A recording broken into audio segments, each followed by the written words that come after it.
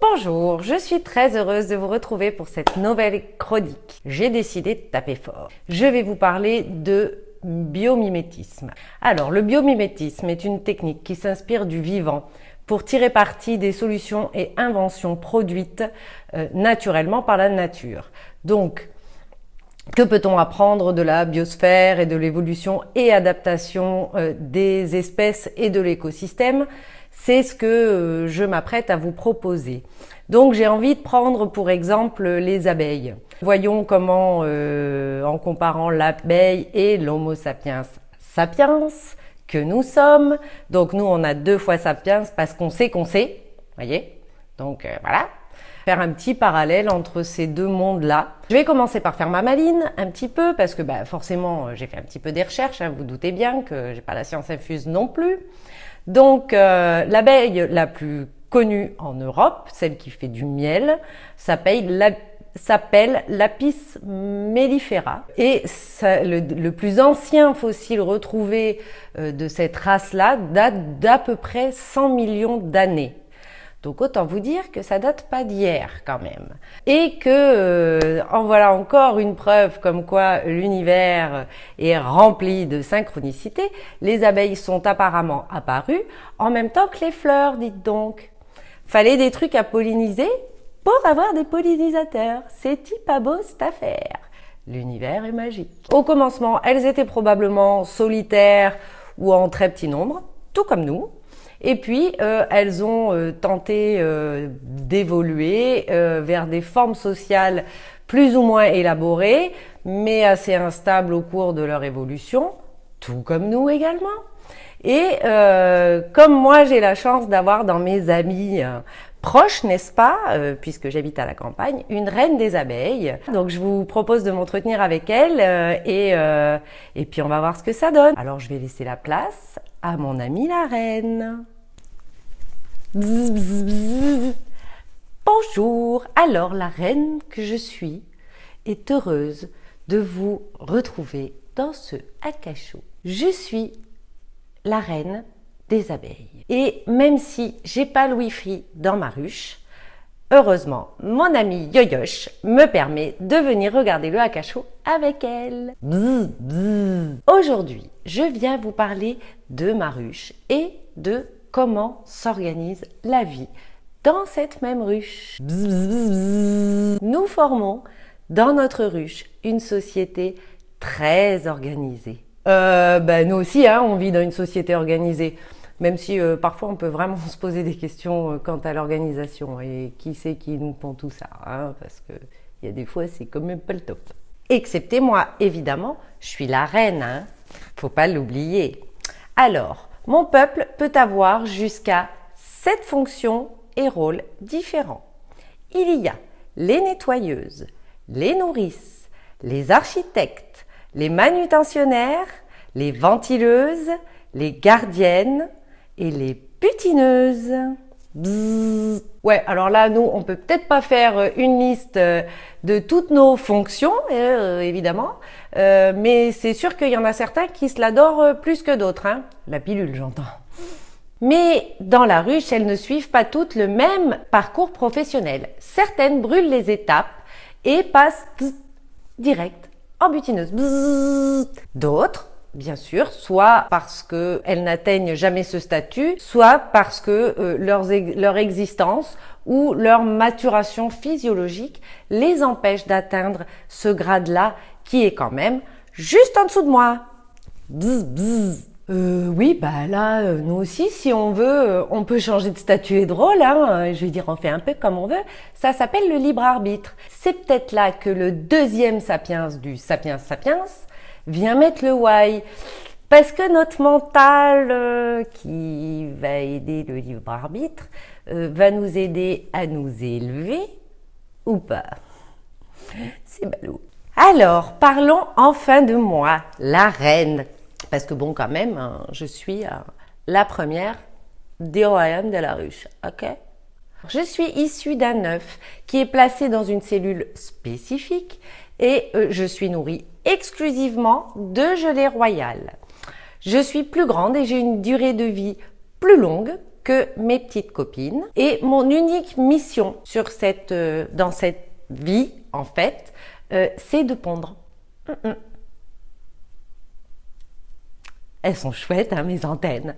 Alors je ponds et je ponds encore parce que c'est grâce à ça que j'assure la pérennité de ma ruche. Et oui.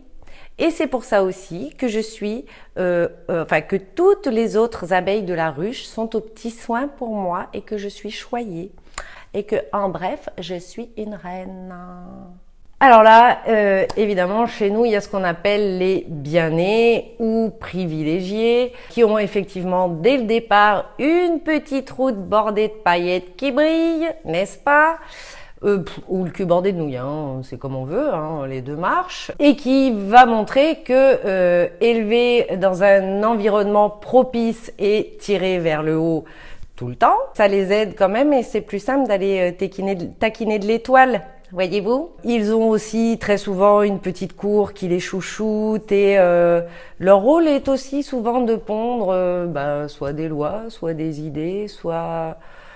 par contre, s'ils pouvaient pour certains éviter de nous pondre des conneries, j'ai envie de vous dire, ça pourrait être pas mal. Dès que je nais, j'élimine, j'éradique toutes les rivales potentielles parce qu'il ne peut y en avoir qu'une et cette une, c'est moi. Ah bah oui, ça peut aussi donner des embryons de tueurs en série, hein, genre je t'écrase la tronche pour pas que tu prennes ma place, par exemple. C'est pas écartable non plus cette idée. Au bout de quelques jours, à peine, je m'envole pour être fécondée. Donc là, je vole, et je suis fécondée par tous les mâles que je croise jusqu'à ce que ma spermathèque, eh bien oui, c'est un nom royal de mon réservoir à liquide séminal mâle. Il faut bien ça au moins. Et donc, lorsque ma spermathèque est pleine, je retourne dans ma ruche pour ne plus jamais en sortir. Alors bon, moi je m'accorde quand même d'aller voir ma copine Yoyoche pour regarder le Akasho, hein. Alors là, ouais, ok, ils vont dans les meilleures écoles, ils ont l'entourage le mieux possible pour bien remplir leur cervelet gauche. Ça serait dommage qu'ils se servent du droit. Enfin non, ça serait pas dommage d'ailleurs. C'est pas dommage de se servir du cervelet droit de temps en temps, hein. Et qu'une fois que leur cervelet gauche est bien rempli de savoir et d'idées et de tout le tralala, en général, ils se gardent bien d'expliquer clairement à tout le monde ce qu'ils ont pu ou pas emmagasiner comme connaissance. Maintenant, je vais vous parler des ouvrières. Les ouvrières sont issues d'œufs fécondés, elles deviennent des larves et sont alimentées par les nourrices. Vous savez que je vous ai dit tout à l'heure, il y a plusieurs. Alors voilà, les ouvrières sont nourries par les nourrices. C'est assez logique en même temps. Bon ça, j'ai envie de vous dire, c'est comme pour une majorité d'entre nous, un cadre ordinaire, modeste, mais entouré de notre famille, la vie quoi. Alors, les mâles abeilles sont appelés des faux-bourdons et ils sont, eux, issus d'œufs non fécondés. Ils sont moins nombreux et en fait servent uniquement à me féconder. Bon, la petite difficulté, c'est que là, c'est sûr, je vais pas m'attacher parce que dès qu'ils m'ont fécondé, en fait, ils meurent parce que ça leur arrache leur appareil génital. C'est embêtant quand même, hein. Ensuite, ils sont incapables de toute façon de butiner tout seuls. Donc, ceux qui sont pas encore partis dans la nature pour me féconder, eh ben, ils restent dans la ruche. Mais en fait, comme ils épuisent quand même bien les réserves, à l'automne, quand les réserves commencent à être un tout petit peu moins importantes, de toute façon, on les fout dehors et puis ils meurent aussi. Donc, quoi qu'il arrive, ils meurent. Les pauvres. Bon, non, hein, là, je ferai pas de parallèle pourri exclusif à la jante masculine, c'est trop facile, j'ai besoin d'un challenge un peu plus haut quand même. En revanche, je vais faire un parallèle qui est pourri aussi, mais qui malheureusement est ce qu'il est. C'est que là, pour cette ce parallèle-là, ce serait pour les gens venant de classes ou de pays, ce qu'on appelle peu ou sous-développés. Ils naissent et ils sont nourris tant bien que mal par leur famille. En général, ensuite, ils s'éreintent au travail et quand ils ont la chance de pas mourir de faim ou à la guerre ou de maladie. Mais j'ai envie de vous dire, dans une grande majorité, leur espérance de vie est quand même effectivement moindre. Voilà, donc si le parallèle est juste avec les abeilles, il semblerait effectivement que ce ne soit pas la majorité de la population mondiale, mais ils sont à mon sens encore beaucoup trop nombreux, voire de toute façon, l'idéal serait qu'il n'y en ait aucun, on est d'accord. Alors voilà, je vous remercie toutes de m'avoir permis de m'entretenir avec vous pendant ce Aka Show. J'ai été très contente. Ça fait plaisir de temps en temps de participer quand on regarde. Alors, je vous fais à tous des gros bisous et bzzz, bzzz, bzzz. Je te fais plein de bzzz, bzzz, bzzz, moi aussi.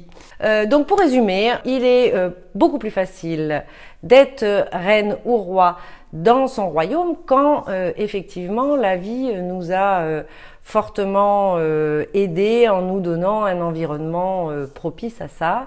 En revanche, je pense qu'il est également possible et tout à fait possible grâce à notre libre arbitre et à notre travail acharné, donc j'ai envie de vous dire travail tout court, mais également travail sur nous-mêmes pour créer notre propre royaume et notre propre paradis avec nos propres valeurs et plus-values. Effectivement, les abeilles sont vraiment en danger.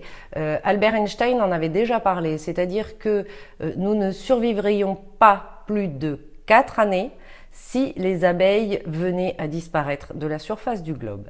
J'aurais vraiment envie de profiter de cette chronique pour poser ouvertement et clairement cette question-là. Alors là, vous m'excusez, je vais la lire. Est-ce que notre deuxième sapiens, celui-là même qui a pondu les produits phytosanitaires de masse au nom du profit et de la productivité, ne nous a-t-il pas transformés en singes savants qui a perdu son humanité et le respect de l'écosystème qui permet la vie? C'est une vraie question que je me pose. À un moment donné, est-ce que notre intelligence, notre capacité à réfléchir, est-ce qu'il ne serait pas temps de la mettre au service de notre cœur et de faire fonctionner notre intelligence de cœur et notre intelligence cérébrale en même temps? Ça doit être possible, je pense. Voilà, donc j'espère que cette petite rencontre avec mon amie la reine et que cette petite chronique vous aura plu. En tout cas, moi j'ai pris beaucoup de plaisir à la faire et je vous dis ciao au mois prochain, a priori en live, ça risque d'être juste énorme. Et la reine m'a dit de vous redire une dernière fois bzz, bzz. Pour rejoindre le côté lumineux de la force, à la chaîne du Aka Show, t'abonner tu dois, jeune padawan.